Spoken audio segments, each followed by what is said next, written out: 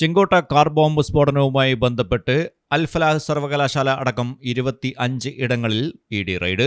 ഭീകരപ്രവർത്തനങ്ങൾക്കായി fund ശേഖരിച്ചതുമായി ബന്ധപ്പെട്ടാണ് ഫരീദാബാദ് അൽ-ഫലാഹ് സർവകലാശാലയുമായി ബന്ധപ്പെട്ട കേന്ദ്രങ്ങളിൽ ഇഡി പരിശോധന നടത്തുന്നത്.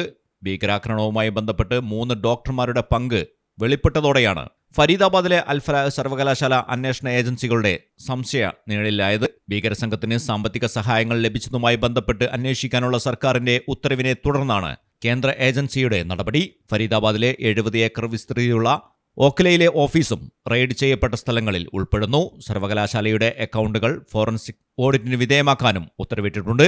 ഡൽഹി പോലീസിന്റെ സാമ്പത്തിക കുറ്റകൃത്യ വിഭാഗവും അന്വേഷണം നടത്തുന്നുണ്ട്.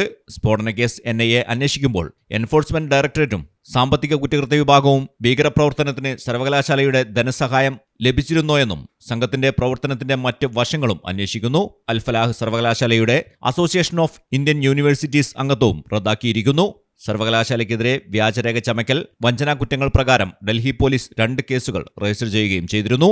2014 സ്ഥാപിതമായ അൽ-ഫലാഹ് യൂണിവേഴ്സിറ്റിക്ക് പിറ്റേ വർഷം UGCയുടെ അംഗീകാരം ലഭിച്ചിരുന്നു. News desk Malayalam television. ആഗ്രഹങ്ങൾ പോലെ സഫ ജ്വല്ലറിയിൽ കളക്ഷനുകൾക്കും പരിധിയില്ല. ഓരോ സീസണിലും അടിമുടി മാറുന്ന ഡിസൈനുകൾ, സ്വന്തം ഫാക്ടറിയിൽ നിർമ്മിക്കുന്ന പരിധിയില്ലാത്ത കളക്ഷനുകൾ.